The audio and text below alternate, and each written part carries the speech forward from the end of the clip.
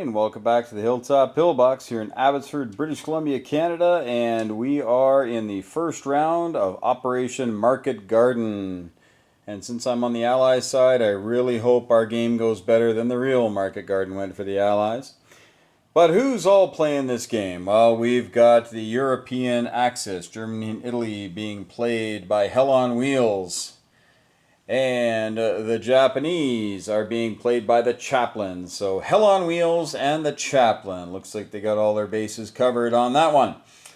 And for the Allies, manning the fort here in the Soviet Union is our own Corporal Clegg. And guarding the British Empire, the sun shall not set upon during this game, is the fearless Detroit. And I have the honor of playing the United States as well as China. And Detroit is taking care of all the allies, Anzac, India, whatnot. So he's got everything wrapped up there. Lots of communication going on between all the people, though, definitely. We've got some interesting starts here. I'm going to give you a quick rundown and we'll get into the turn. So Germany, of course, took France and sank all these boats here. If you've been watching the other channels, and you should, get over there. Great content, folks. And you'll notice a bit of a difference, but we had to kind of tidy some stuff up here.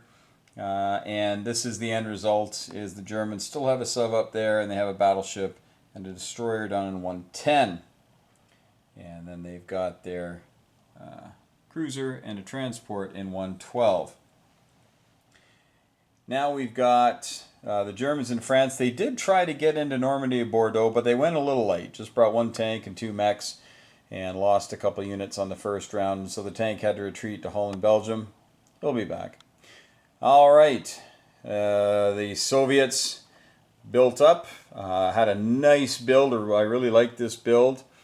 They got a fighter and a couple of mechs and some men and some artillery, just to keep things going. And they sent one arty over here just to keep the Japanese a little honest here on the Pacific.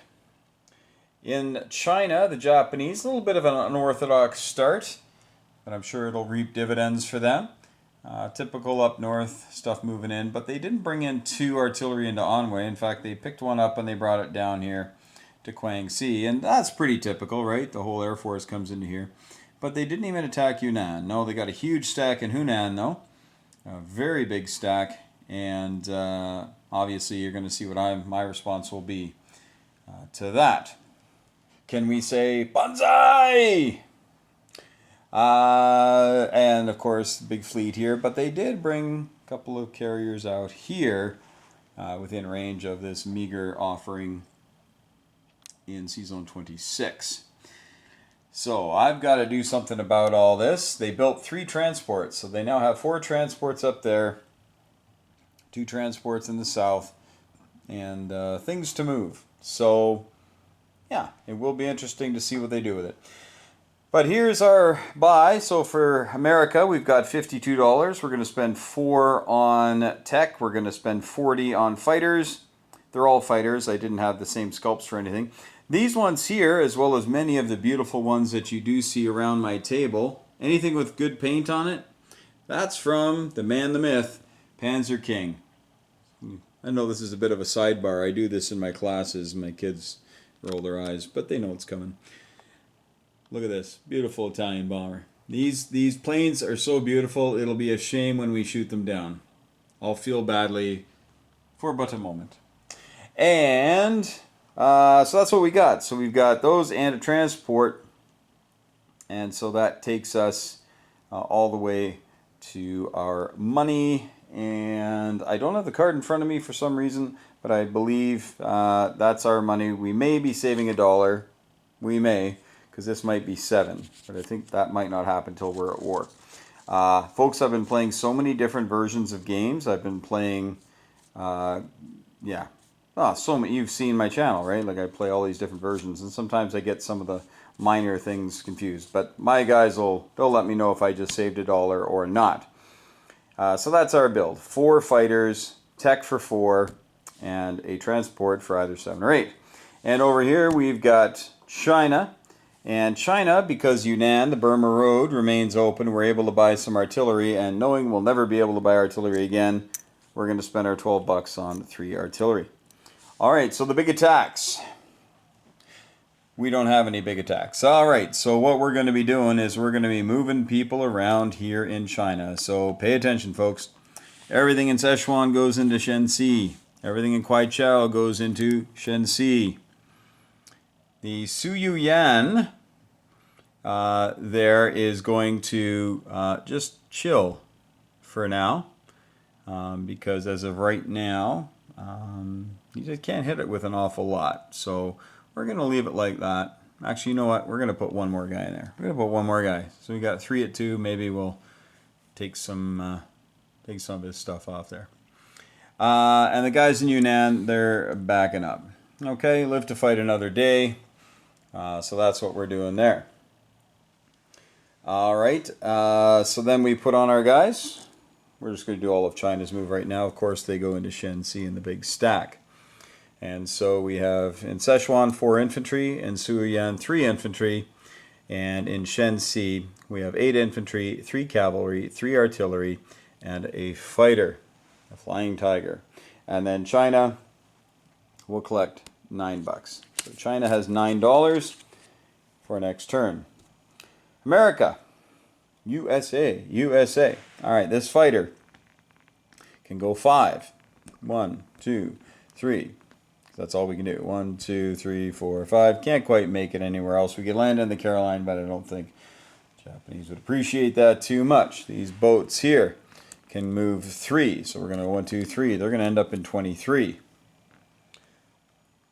We are going to bring down the whole world just moved. And I had a big dinner. My gut's moving the board around. We're going to grab the fighter.